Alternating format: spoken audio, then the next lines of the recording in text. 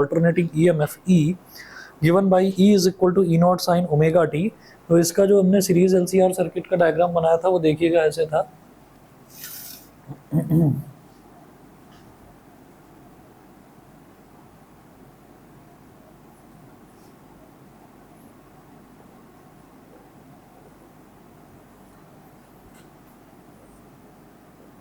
तो पहले बनाया था रेसिस्टेंस, फिर इंडक्टेंस और फिर कैपेसिटेंस, और फिर यहाँ पर एक AC का सोर्स। तो E is equal to E naught sine omega T plus minus R L और C। हमने ये कहा था कि R में जो वोल्टेज ड्रॉप है दैट इज VR जो R में वोल्टेज ड्रॉप है, जो L में वोल्टेज ड्रॉप है दैट इज VL, और जो C में वोल्टेज ड्रॉप है दैट इज VC। तो ये हमने लिया था। उसके बाद हमने ये देखा था कि जो ये सीरीज सर्किट है, क्योंकि तो सीरीज सर्किट है तो जैसे करंट I निकल रहा है तो इसमें भी करंट I जाएगा। और जब हम प्योरली रेसिस्टिव सर्किट की बात करते हैं तो प्योरली रेसिस्टिव सर्किट में करंट और वोल्टेज दोनों के दोनों इन फेज रहते हैं। तो VR भी ऐसे ही और I भी ऐसे ही, दोनों इन फेज रहते हैं। इंडक्टिव सर्किट में जो करंट है it lags behind the voltage, तो VR को तो ऐसे ऊपर बना देंगे, VL को सॉरी, और करंट जो है करंट तो मेरे को ऐसे ही लेना है, तो current lags behind the voltage, तो करंट को ऐसे बना देंगे I और VL को ऐसे बना देंगे, तो वोल्टेज के पीछे रह जाता है करंट।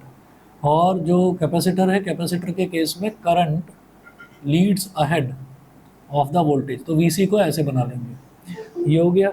इसके बाद में आप ये देखिएगा कि इसके बाद हमने इसका फेजर डायग्राम देखा था। अच्छा, दूसरा ये कह दिया था कि जो रेसिस्टेंस है, रेसिस्टेंस के अक्रॉस जो वोल्टेज ड्रॉप है उसका हमने मैग्नीट्यूड, जो मतलब मैक्सिमम जो वैल्यू होती है उसकी, उसको एम्पलीट्यूड बोल देते हैं। तो वो एम्पलीट्यूड हमने ऐसे निकाला था V नॉट R, ये था I नॉट R के equal. Similarly V not L, ये था I नॉट XL के इक्वल। लास्ट क्लास में हमने ये देखा था कि जो इंडक्टर जो रेसिस्टेंस ऑफर करता है सर्किट को, उसको हम बोलते हैं इंडक्टिव रिएक्टेंस। ठीक है, इंडक्टिव, हाँ, V नॉट है उसकी मैक्सिमम वैल्यू, एम्पलीट्यूड वोल्टेज का। ठीक है, इंडक्टर के अक्रॉस वोल्टेज की मैक्सिमम वैल्यू उसको बोल देंगे V नॉट L। ठीक, ऐसे ही रेसिस्टेंस के अक्रॉस वोल्टेज की मैक्सिमम वैल्यू उसको बोल देंगे V नॉट R। अच्छा, तो ये XL जो है ये होता है कि इंडक्टर कितना रेसिस्टेंस ऑफर कर रहा है, यानी कि करंट का कितना अपोज कर रहा है इंडक्टर। तो इंडक्टर कितना रेसिस्टेंस ऑफर कर रहा है उसको R ना बोलकर उसको XL बोल देते हैं, इंडक्टिव रिएक्टेंस। ठीक है, XL बोलते हैं।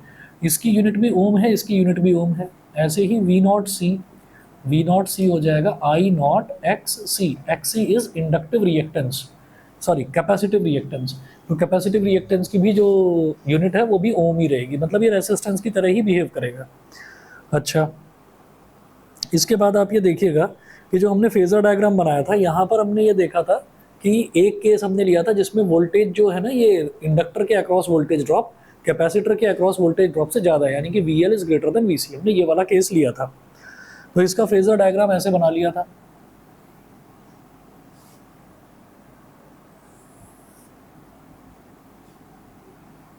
फेजर डायग्राम में हम E जो है, E को हमेशा यहाँ फर्स्ट क्वाड्रेंट में बनाते हैं। E को यहीं बना लेंगे फर्स्ट क्वाड्रेंट में, तो E ऐसे बना लिया हमने।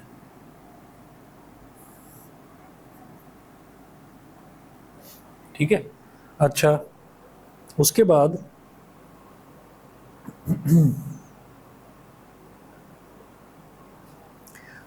हम VL बनाएंगे। अच्छा, E जो है ना,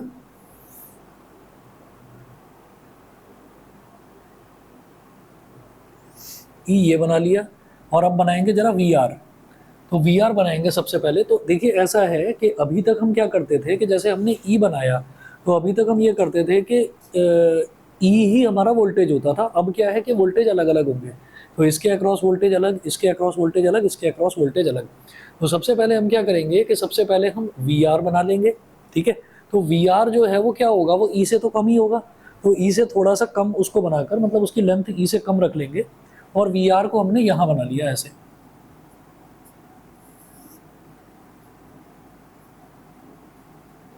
VR हमने यहाँ बना लिया, VR वेक्टर ये बना लिया। अब जो हमारा VR ये हो गया, और जो VL है, VR इस डायरेक्शन में और VL इससे 90 डिग्री आगे है, तो VL VR से 90 डिग्री आगे है, तो ये 90 डिग्री ऐसे बना लिया हमने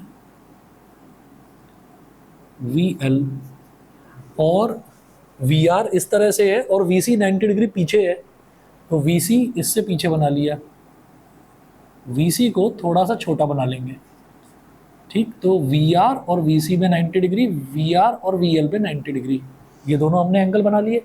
ये एंगल बनाने के बाद में फिर हम ये कहेंगे कि फिर हम ये कहेंगे कि जो E है, E तो फाइनली E तो खैर ओमेगा टी बना ही रहा है एंगल, ये वाला एंगल तो ओमेगा टी हो ही गया। और उसके अलावा अब हम ये देखेंगे कि भाई VL और VC, हमें VR, VL और VC, हमें एक्चुअली इन तीनों का सम निकालना है। तो एक्चुअली करना क्या चाहिए, जैसे मैंने ये E बनाया है ना, E वैसे हमें बनाना ही नहीं चाहिए अभी। यहाँ पर हमने जैसे ये E अभी बना लिया, तो अभी E रहने दो, E हटा दो बस। हमने कहा कि 3 वोल्टेज हैं, तो 3 वोल्टेजेस हैं, तो जैसे हमारे पास VR हो गया, VL हो गया और VC हो गया, तो VR, VL और VC इन तीनों का सम ही तो EMF E के बराबर होगा। तो अब मैं क्या करूंगा कि पहले VL और VC का सम निकाल लेंगे। क्यों? क्योंकि ये दिखाई दे रहा है कि ये एग्जैक्टली एक दूसरे के अपोजिट है। तो VL और VC इन दोनों का सम जब करेंगे तो VL माइनस VC के बराबर हो जाएगा वो। तो हमने ये कहा कि ये VL है, इसमें से इतना सब्ट्रैक्ट कर दें VC, तो हमारे पास ये लगभग ऐसे आ गया, ये आ गया VL माइनस VC वेक्टर, मतलब इन दोनों का सम हो गया ये। तो जब दो वेक्टर्स बिल्कुल अपोजिटली डायरेक्टेड होते हैं, तो जो उनका सम है वो एक्चुअली सम ना कहलाकर वो डिफरेंस कहलाता है। तो ज़्यादा वाली वैल्यू में से कम वाली को सब्ट्रैक्ट कर देते हैं, तो ये VL और VC का सम हो गया। तो VL का और VC का सम हो गया। अब जो रिजल्टेंट आया है इनका, वो रिजल्टेंट ये है VL माइनस VC, तो उस रिजल्टेंट का VR के साथ में सम निकालना है, ठीक। रिजल्टेंट का मतलब दोनों का जो एडिशन आया है। तो कैसे निकालेंगे, VL माइनस VC से एक पैरेलल लाइन VR के ड्रॉ कर ली, ठीक है।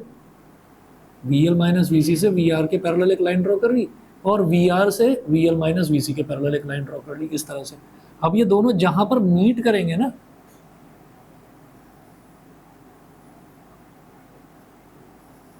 वो EMF E के इक्वल हो जाएगा, ये EMF E के इक्वल हो जाएगा। बताइए जी, समझ में आ गया? ठीक है। अच्छा, अब हम ये देखेंगे फाइनली हमें क्या देखना होता था। अच्छा, और जो करंट है, करंट का मुझे पता ही है कि करंट VR के फेज में है, ठीक है। तो जिस डायरेक्शन में VR है ना, करंट हमारा उसी डायरेक्शन में रहने वाला है, करंट हमारा उसी डायरेक्शन में रहने वाला है। अब यहाँ पर इस केस में मेरे को ये दिखाई दे रहा है कि जो करंट है, हमने शुरुआत VR से करी थी, E तो नहीं बनाया था, E अब बनाया, तो यहाँ पर मेरे को ये दिखाई दे रहा है कि जो ये करंट है ये EMF से पीछे है। अब EMF से कितना पीछे है वो हमें नहीं पता, तो हम कितना पीछे है उसको हम फाई बोल देंगे, ठीक है। जैसे प्योरली इंडक्टिव केस देखा था, L वाला केस देखा था, तो उसमें हमने देखा था कि जो करंट है वो EMF से 90 डिग्री पीछे रह जाता है, ठीक है। तो दोनों के बीच में हमने 90 डिग्री का गैप रखा था। अब पता ही नहीं है कि कितना पीछे है, तो हमने दोनों के बीच में फाई का गैप रख दिया। तो current lags behind the EMF by a phase of phi, by a phase difference of phi, phi बोल दीजिए बस, कि फाई पीछे रह जाता है, ठीक है। तो यहाँ तक हमने ना लास्ट क्लास में करा था। इसके बाद आप ये देखिएगा कि यूजिंग पाइथागोरस थ्योरम, अगर हम पाइथागोरस थ्योरम लगाएं, और कहाँ पर लगाएंगे पाइथागोरस थ्योरम, ये देख लीजिए जरा।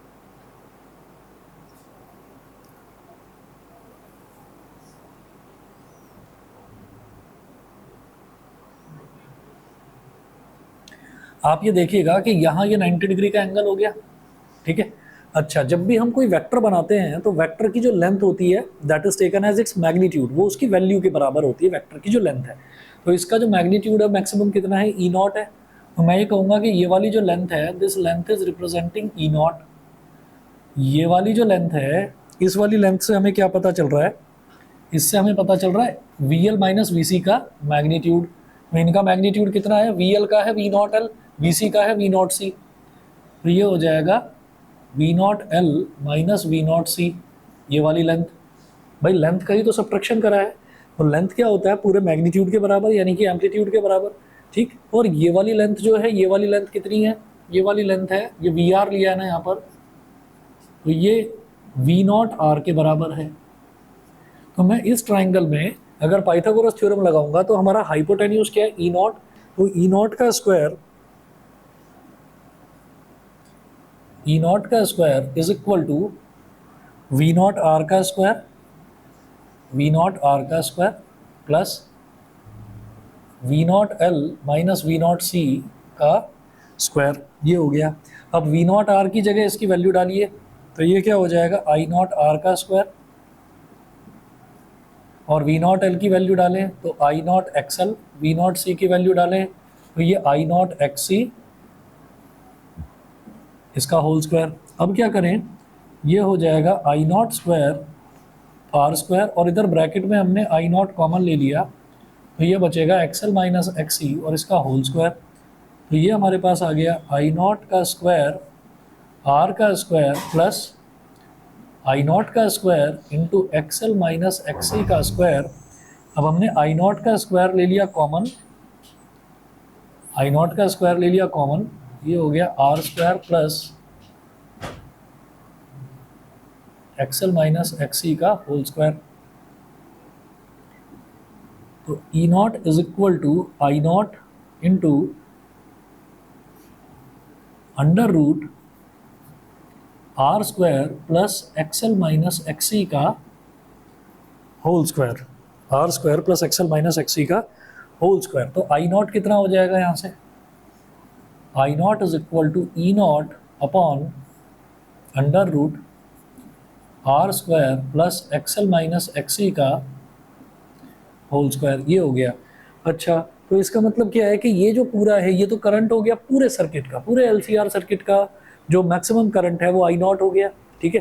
पूरे LCR सर्किट का जो मैक्सिमम EMF है दैट इज E0 हो गया, और उसके नीचे जो टर्म आती है वो क्या होती है, वो रेसिस्टेंस ही तो होती है। I is equal to E upon R ही तो होता है, रेसिस्टेंस ही तो होता है। तो ये जो अंडर रूट के अंदर पूरी टर्म लिखी हुई है, ये पूरे LCR सर्किट के रेसिस्टेंस की तरह बिहेव कर रही है, ठीक। तो याद रखिए, अगर सिर्फ रेसिस्टेंस है तो उसके रेसिस्टेंस को रेसिस्टेंस कहा जाता है, सिर्फ इंडक्टेंस है तो उसके रेसिस्टेंस को इंडक्टिव रिएक्टेंस कहा जाता है, सिर्फ कैपेसिटेंस है तो उसके रेसिस्टेंस को कैपेसिटिव रिएक्टेंस कहा जाता है, और अगर LCR का कॉम्बिनेशन है तो भाई इसके लिए एक नया टर्म है, उसको बोलते हैं इम्पीडेंस, उसको बोलते हैं इम्पीडेंस, और उसको ना Z से रिप्रेजेंट करते हैं, कैपिटल Z से। यूनिट आप समझ गए, इसकी भी यूनिट ओम ही है। तो कुल मिलाकर हैं सारे रेसिस्टेंस ही, लेकिन सबके ना नाम अलग अलग हैं, कोई किसी सर्किट का है तो कोई किसी सर्किट का। ये यहाँ ये मल्टीप्लाई हो रहा है, ये कैसे आया, ये आप ये देखिए, एम्पलीट्यूड मैक्सिमम वैल्यू कितनी है, किसी भी वेक्टर की मैक्सिमम वैल्यू कितनी है, बस उसी को हम एम्पलीट्यूड बोल देते हैं। तो मैंने ये कहा कि अगर मान लीजिए अगर मेरे को किसी भी वेक्टर को रिप्रेजेंट करना है ना, तो वेक्टर का मतलब ये है कि जैसे मान लीजिए आपने ये कहा कि ये A वेक्टर है और ये B वेक्टर है, तो A वेक्टर है और B वेक्टर है। अब आप ये देखेंगे कि हम A वेक्टर और B वेक्टर को इसी तरह क्यों बना रहे हैं, हम A वेक्टर और B वेक्टर को ऐसे क्यों नहीं बना देते, ये भाई ये है A वेक्टर और ये B वेक्टर है, इतना बड़ा क्यों नहीं बना देते। इसका रीज़न ये है कि वेक्टर बनाने का भी एक तरीका है कि वेक्टर की जो आप लेंथ लेंगे ना, वो लेंथ उसके मैग्नीट्यूड के बराबर होनी चाहिए। मैग्नीट्यूड इज एम्पलीट्यूड, ठीक है ना। मैग्नीट्यूड अलग अलग हो सकता है, लेकिन हम AC के केस में मैग्नीट्यूड और एम्पलीट्यूड ये कह देते हैं, जो उसकी मैक्सिमम वैल्यू है दैट इज इट्स एम्पलीट्यूड, ठीक है। तो आप ये देखिए, ये जो आया है ये हमने पाइथागोरस थ्योरम लगाई। मैंने कहा कि यहाँ से यहाँ तक जो मैं दिखा रहा हूँ ना इसको, और E लिख रहा हूँ यहाँ पर, इसका मतलब ये नहीं है कि ये पूरी लेंथ जो है ये E के बराबर है, मतलब EMF इस डायरेक्शन में, EMF इस डायरेक्शन में, लेकिन ये जो लेंथ है ये उसके एम्पलीट्यूड के बराबर है, वो है E0, ठीक है। इसी तरह से यहाँ से यहाँ तक VL जो हमने बनाया, तो VL की डायरेक्शन ये है, VC की डायरेक्शन ये, लेकिन इसकी लेंथ ज़्यादा क्यों दिखाई, क्योंकि हम ये केस लेकर चल रहे हैं कि VL is greater then VC, ठीक है। तो इसलिए इसकी लेंथ ज़्यादा ली, और इसकी लेंथ में से इसकी लेंथ को सब्ट्रैक्ट करा तो ये पोर्शन बच गया मेरे पास VL माइनस VC।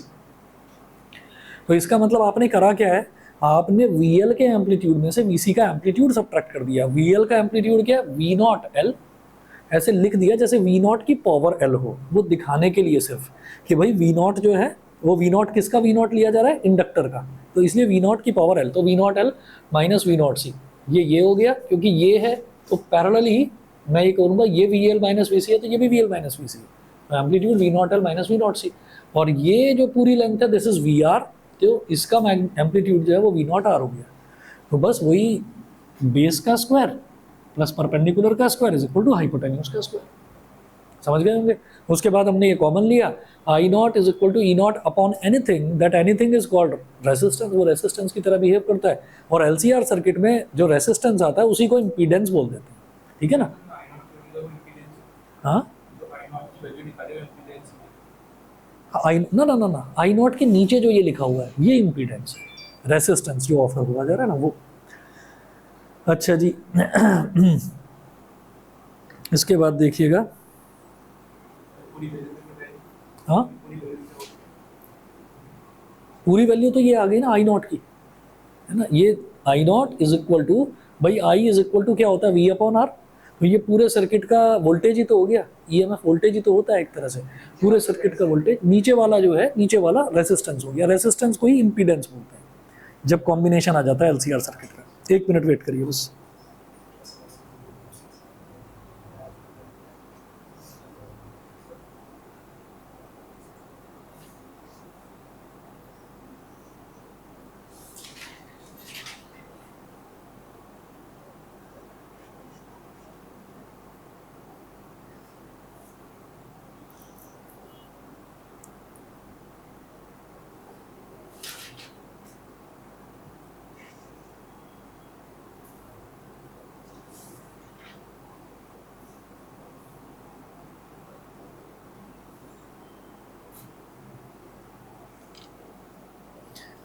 अच्छा जी, अब देखिएगा क्लियरली वही चीज़ यहाँ पर लिखी हुई है, clearly under root R square plus XL minus XC का square is the effective resistance of the series LCR circuit, which is called its impedance.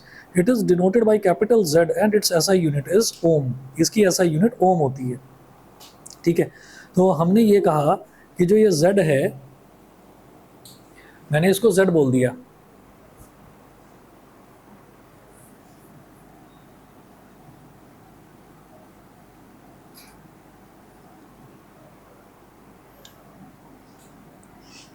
Z is equal to under root R square plus XL minus XC का whole square, R square plus XL minus XC का whole square. अब दोनों तरफ अगर squaring कर दें तो क्या हो जाएगा, Z square is equal to R square plus XL minus XC का होल स्क्वायर, ये हो गया। तो हम एक काम कर सकते हैं ना, इसमें ये करेंगे कि ये भी कुछ ऐसा नहीं हो गया जैसे हाइपोटेन्यूज का square is equal to base का स्क्वायर प्लस परपेंडिकुलर का स्क्वायर, ठीक है। तो इसमें हम एक ट्राइंगल बना लेंगे और उस ट्राइंगल को बोला जाता है इम्पीडेंस ट्राइंगल, ठीक है। तो इम्पीडेंस ट्राइंगल है, इस रिलेशनशिप को दिखाने के लिए बनाया है, ऐसा कुछ और कोई कंसेप्ट है नहीं इसके अंदर। तो आप ये देखिए, हमने ऐसे कर लिया कि इधर ये ले लिया O, ये A और इस पॉइंट को बोल दिया P, ये 90 डिग्री। ये जो OA है इसको बोल दिया R, और ये जो AP है इसको बोल दिया XL minus XC, XL minus XC, और इसको ज्वाइन कर दिया तो ये हमारे पास हाइपोटेन्यूज हो गया, hypotenuse is equal to Z, ठीक है। अच्छा, और R और Z के बीच में जो एंगल बनता है उसको मैंने फाई ले लिया, R और Z के बीच में जो एंगल बनता है उसको मैंने फाई ले लिया। तो अब आप ये देखिएगा कि यहाँ पर भी ये जो है ना हमारा, ये वोल्टेज अक्रॉस रेसिस्टेंस ये हो गया, और ये तो वोल्टेज अक्रॉस रेसिस्टेंस हो गया, और voltage across the entire circuit वो E हो गया। पूरे सर्किट का जो वोल्टेज है दैट इज कॉल्ड EMF। तो voltage across the entire circuit is E, तो resistance across the entire circuit is Z, ठीक है। Voltage across the resistance is V not R, तो resistance across resistance is R। तो दोनों के बीच में, अगर इन दोनों के बीच में एंगल फाई है तो इन दोनों के बीच में भी एंगल फाई ही होगा, ठीक है। भाई आप ये देखिए, ये R है, इसमें आप I नॉट मल्टीप्लाई कर दो तो क्या बन जाएगा, ये तो बन जाएगा V नॉट R। ये z है, इस z में, ये z है ना डिनोमिनेटर वाला z, इस z में I0 मल्टीप्लाई कर दो तो E0 ही तो बन जाएगा। तो आप ये देखिए E0 और V0 R के बीच में ही तो फाई एंगल था, तो इसीलिए हमने z और r के बीच में एंगल फाई दे दिया। यहाँ तक क्लियर? ठीक है, फाई का क्या इंपॉर्टेंस है वो बताता हूँ अभी। नेक्स्ट देखिएगा स्पेशल केसेस।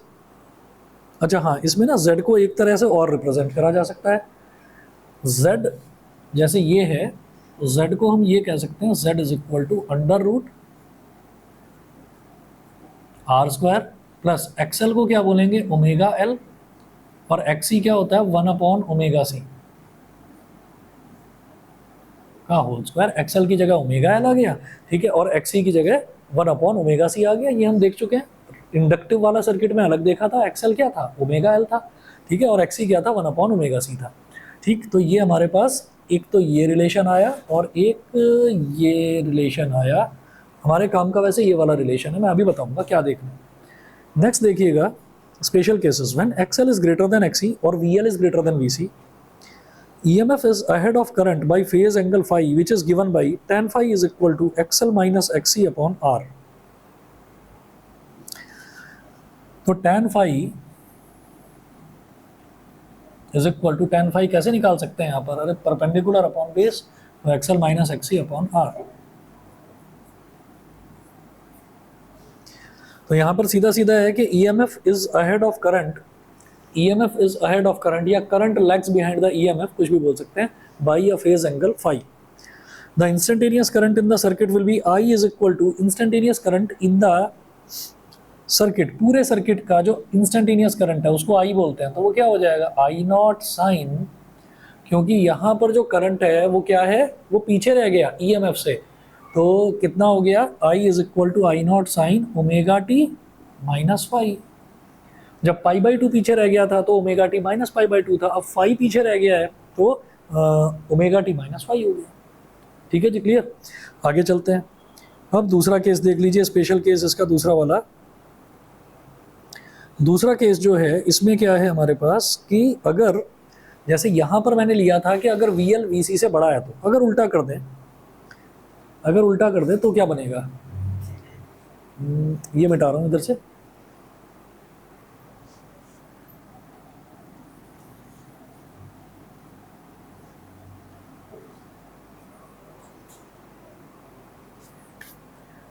ये वाला केस क्या था, when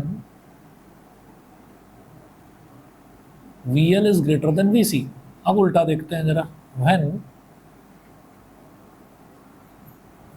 VC is greater then VL,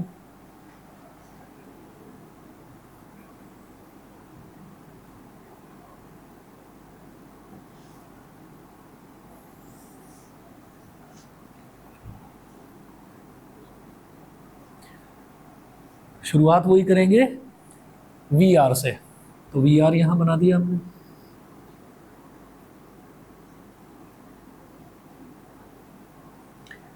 अब क्या है कि वही चीज है कि VR इधर है लेकिन VL VR से 90 डिग्री आगे है।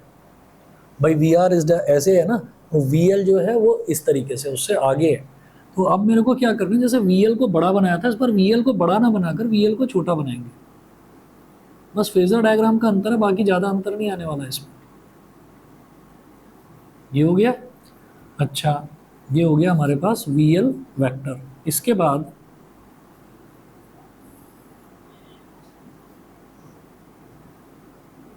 ये हो गया VC वेक्टर। तो अब जब VL और VC इन दोनों का जब एडिशन करेंगे, दोनों के बीच में इधर 90 डिग्री आगे या 90 डिग्री पीछे, तो अब जब एडिशन करेंगे तो ये वाला जो है हमारे पास, ये कितना आ जाएगा, ये आ जाएगा VC माइनस VL। भाई VC में से आपने VL वाला जो लेंथ है वो सब्ट्रैक्ट कर दिया, तो VL वाला लेंथ कितना मान लो, ये सब्ट्रैक्ट कर दिया, तो ये बचा VC माइनस VL।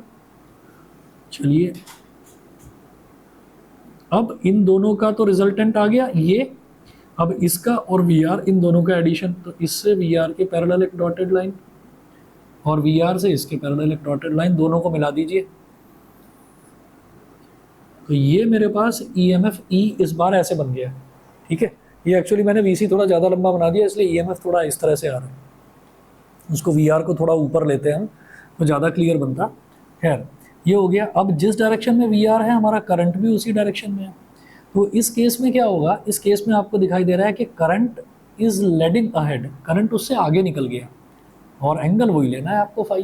तो यहाँ पर क्या है कि अगर VC VL से बड़ा है तो current lags behind the EMF, अगर अगर VC VL से बड़ा है तो करंट लीड्स अहेड, मतलब ये इससे आगे निकल जाएगा फाई, और अगर VL VC से बड़ा है तो करंट लैग्स बिहाइंड, तो करंट फाई एंगल पीछे रह जाएगा, फाई एंगल यानी कि फाई फेज पीछे रह जाएगा। ठीक है, समझ गए? ठीक है, चलिए जी, तो आप ये देखिएगा कि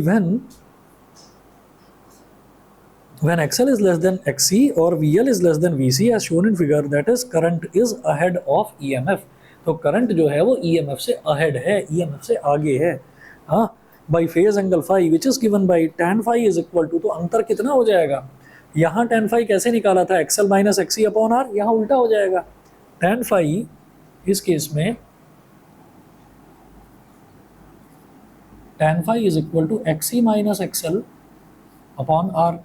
आप ये कहेंगे कि क्या इंपीडेंस में कुछ चेंज आएगा, मैं कहूँगा इंपीडेंस में कुछ चेंज नहीं आने वाला।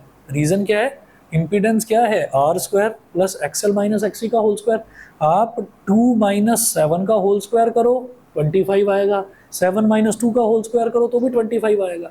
तो आप XL माइनस XC का होल स्क्वायर करो तो भी same value, XC minus XL का होल स्क्वायर करो तो भी सेम वैल्यू। तो इंपीडेंस पर कोई फ़र्क नहीं आने वाला, tan फाई पर फ़र्क आएगा बस। ठीक है, अच्छा, इसके अलावा एक चीज़ और होती है, हम यहाँ पर cos फाई निकालते हैं, cos फाई कैसे निकलेगा, cos phi is base upon hypotenuse, तो base is R and hypotenuse is Z, तो cos फाई क्या हो जाएगा, R upon Z, cos phi is equal to R upon Z। इस cos फाई को ना पावर फैक्टर भी बोलते हैं, इसमें पावर वाला भी एक टॉपिक कराएंगे, छोटा सा टॉपिक है, तो पावर फैक्टर बोलते हैं cos फाई को, क्योंकि पावर जो है वो टोटली cos फाई पर ही डिपेंड करती है। ठीक है जी, अब अगला देखिए जरा थर्ड, अच्छा हाँ एक चीज़ और, पेज नंबर 20 पर ही देखिए, ये जो हमने केस 2 देखा है ना, ये VC is greater then VL वाला। ठीक है, तो इसमें ऊपर देखिएगा कि I is equal to I nought sine omega T minus phi आ गया था। इस केस में क्या आएगा, I is equal to I nought sine omega T plus phi हो जाएगा, क्योंकि वो EMF से थोड़ा ज़्यादा है तो प्लस फाई हो जाएगा। अच्छा, इसमें ना एक चीज़ देखी जाती है कि यहाँ पर जो VL है वो VC से बड़ा है, तो इस सर्किट को ना इंडक्टिव LCR सर्किट बोलते हैं, क्योंकि इसमें जो इंडक्टर की वैल्यू है, इंडक्टर की जो वोल्टेज है वो कैपेसिटर की वोल्टेज से ज़्यादा है। ठीक है ना, वो मैं आपको ना पावर वाले उसमें बताऊँगा, पावर वाला टॉपिक ही बिल्कुल अलग है, उसमें बता दूँगा, छोटा सा, ये ज़्यादा मुश्किल नहीं है। Power totally cos of phi पर डिपेंड करती है, इसलिए उसको पावर फैक्टर कहते हैं, वो मैं पावर वाले में बता दूँगा। यहाँ पर जो कैपेसिटर की वोल्टेज है वो इंडक्टर की वोल्टेज से ज़्यादा है, तो इस वजह से इसको बोलते हैं कैपेसिटिव LCR सर्किट। तो ये लिखा हुआ भी है, देखिए, the series LCR circuit is said to be capacitive. फिर आ जाइए थर्ड केस पर, when XL is equal to XC। अगर मान लीजिए XL XC के बराबर है, भाई फिर क्या होगा, देखना जरा, अगर XL XC के बराबर है तो दोनों टर्म्स इक्वल हो गए, तो ये तो इसको कैंसिल आउट कर देगा क्योंकि दोनों इक्वल हो गए, कैंसिल आउट कर देगा तो ये 0 हो गया, 0 का स्क्वायर इज 0, तो Z और R दोनों इक्वल हो जाएंगे। यानी कि उस केस में क्या होगा, उस केस में जो रेसिस्टेंस है ना वही आपका इम्पीडेंस के इक्वल होगा, यानी कि उस केस में इसको प्योरली रेसिस्टिव सर्किट कहा जाएगा। देखिएगा, इसमें है when XL is equal to XC और VL is equal to VC, तो देखना जरा, अगर XL और XC इक्वल हो गए तो ये वाली लेंथ तो एग्जिस्ट ही नहीं करेगी ना, तो 0 हो जाएगी, तो लेंथ ही एग्जिस्ट नहीं करेगी। जब ये लेंथ एग्जिस्ट नहीं करेगी तो R और Z ओवरलैप कर जाएंगे, तो कोई फेज डिफरेंस होगा ही नहीं। फेज डिफरेंस किस में नहीं होता, रेसिस्टिव सर्किट में। रेसिस्टिव सर्किट में कहा जाता है ना कि current and EMF they are in phase with each other, तो वो दोनों एक दूसरे के साथ फेज में होंगे, यानी कि फेज एंगल कुछ बनेगा ही नहीं। This is called purely resistive circuit. अब आप ये देखिए, इतना सब कुछ हमें करना पड़ रहा है, हम बार बार रेसिस्टिव सर्किट की बात कर रहे हैं, इंडक्टिव सर्किट की बात कर रहे हैं, कैपेसिटिव सर्किट की बात कर रहे हैं, तो बिना रेसिस्टिव, बिना इंडक्टिव और बिना कैपेसिटिव सर्किट किए बिना ना ये LCR सर्किट नहीं हो सकता था। तो इन्होंने सिलेबस में लिख दिया है बस LCR सर्किट, लेकिन आप समझिए कि शुरुआत के तीनों सर्किट भी हैं अपने सिलेबस में, तो उनको भी प्रिपेयर करके जाना, ये मत सोचना कि बस यही कर जाऊंगा, रट जाऊंगा इसको, तो कर लेना भाई पूरा ही। When XL is equal to XC or VL is equal to VC, phi is equal to 0, the EMF and current will be in the same phase, The series LCR circuit is said to be purely resistive. It may also be noted that I naught is equal to E naught upon Z. ठीक है, आगे तो इन्होंने बस इतना ही बताया है, I nought is equal to E nought upon Z है, तो दोनों तरफ √2 से अगर डिवाइड कर दिया जाए, ऐसे लिख सकते हैं इसको, I nought upon √2 is called I R M S, similarly E nought upon √2 is called E R M S, और अपॉन में जेड है तो अपॉन में जेड लिख दिया। ठीक है, उसके बाद बड़ा इंपॉर्टेंट टॉपिक है रेजोनेंस वाला। ठीक है, 1 मिनट दीजिए, 1 मिनट में आ रहा हूँ, फिर करवाता हूँ ये अभी ये वाला LCR वाला पूरा कंप्लीट ही हो जाएगा। अभी आ दिया तो था।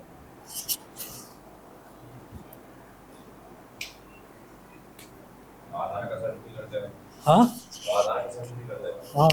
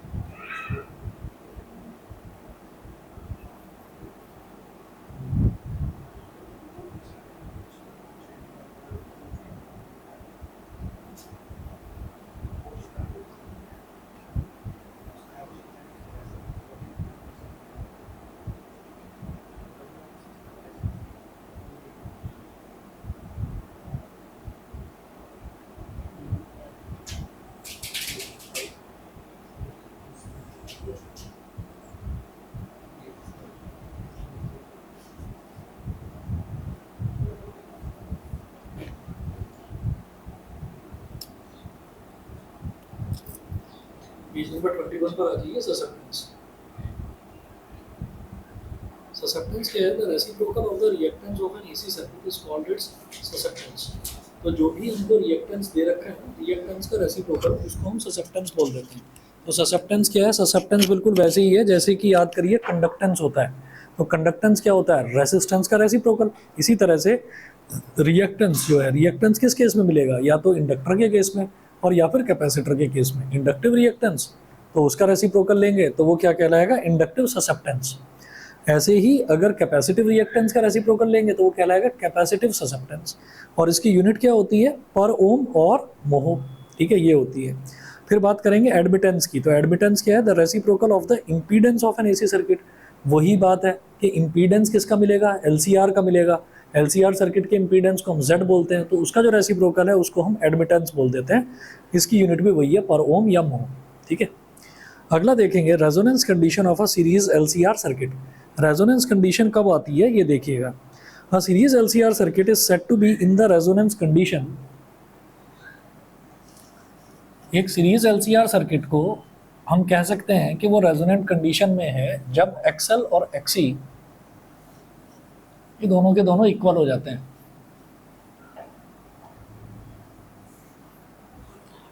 देखिएगा, a series LCR circuit is said to be in the resonance condition when the current through it has its maximum value। तो maximum value कब होगी, clearly I0 becomes 0 for both omega tending to 0 और omega tending to infinity। तो देखिएगा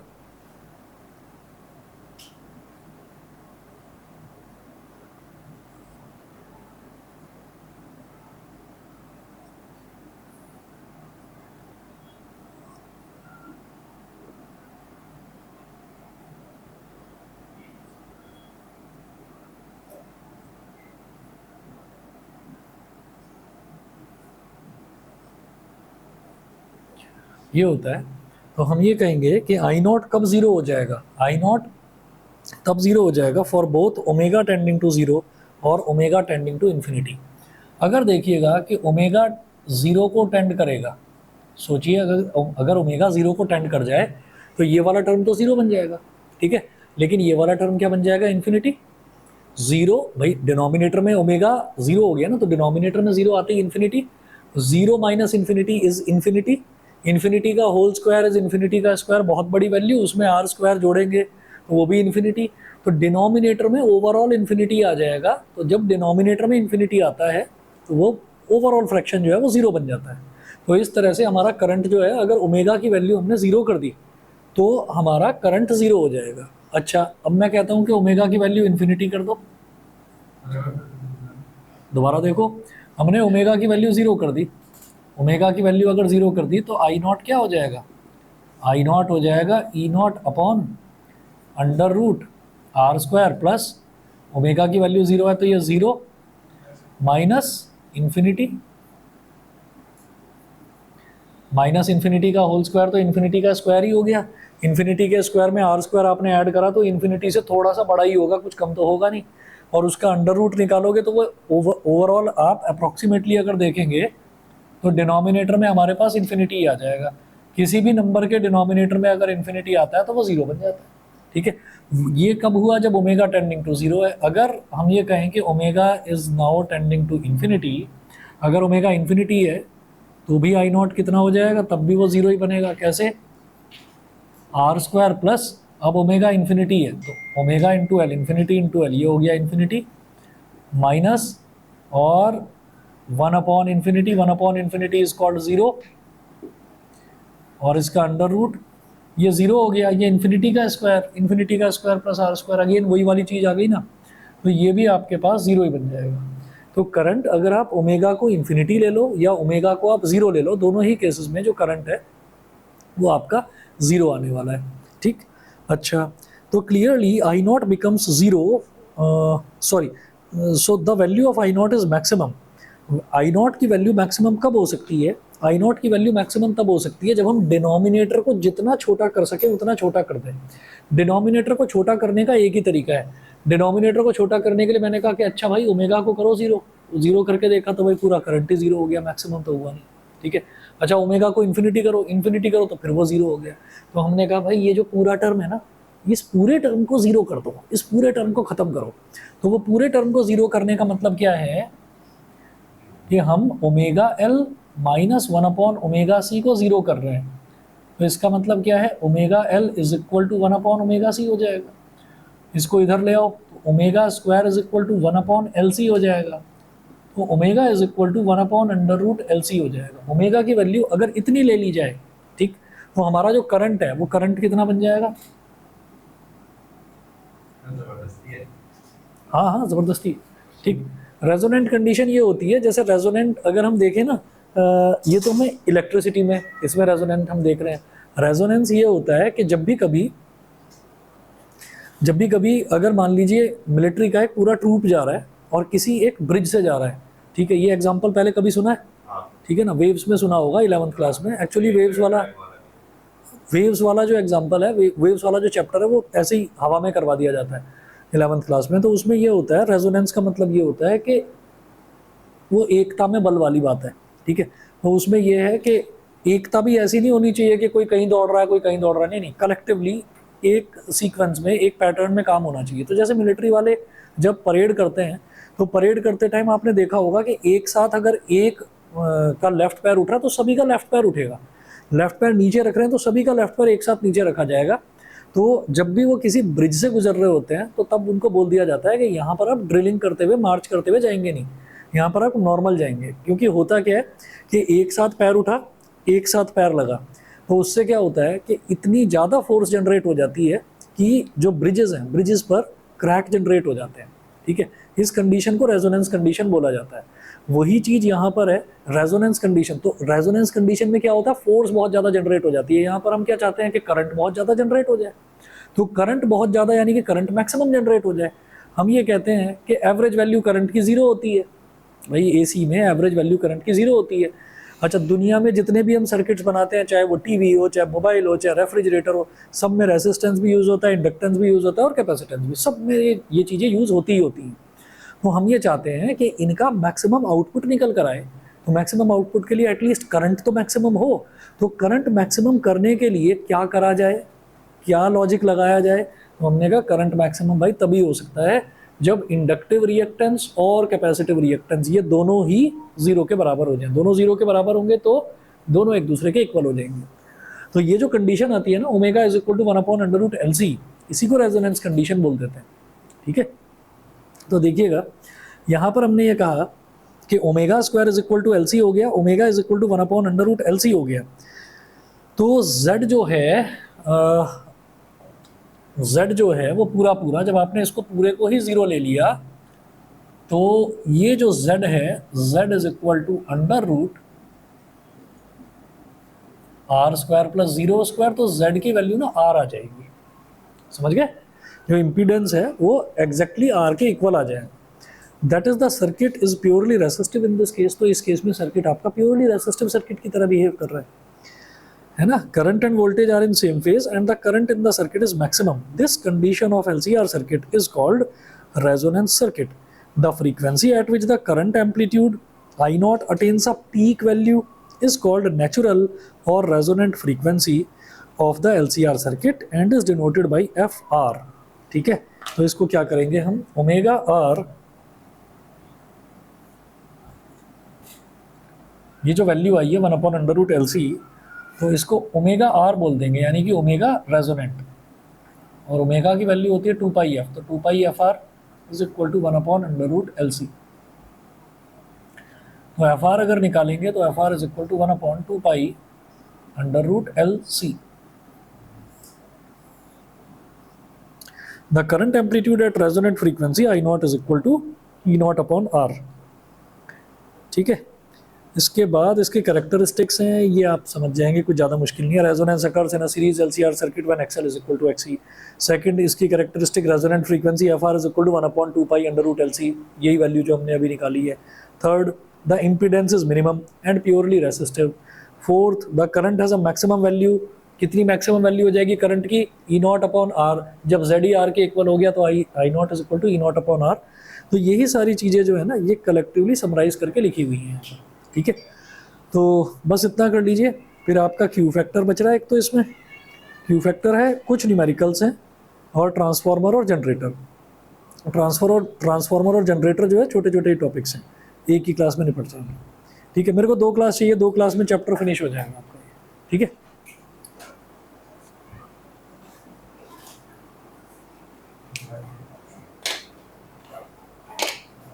अगला जो है EM waves कहेंगे, ईएम वेव्स करा देंगे। मैं सोच रहा था रे ऑप्टिक्स करा देते हैं अगला। अगर आप वेव कहेंगे तो वेव ऑप्टिक्स कर लेंगे। एक्चुअली अब जो है ना, रे ऑप्टिक्स जो है वही सबसे बड़ा चैप्टर है। रे ऑप्टिक्स होने के बाद में फिर इसमें फिजिक्स में कुछ बचता नहीं है। अगर कहो पहले छोटे छोटे चैप्टर निपटाने हैं तो छोटे छोटे निपटा लेते हैं, फिर बस एक ईएम वेव्स करा देंगे, छोटा ही। हाँ, वो एक्चुअली जो उन्होंने कराया एक्चुअली 2 ही क्लास का है, जिसमें कुछ ज़्यादा है नहीं। जो थे टॉपिक्स वो भी कट चुके हैं, कुछ है नहीं। जल्दी करा देंगे, वही करा देंगे, इसके बाद पहले वही कर लेंगे। चलिए जी, ठीक है।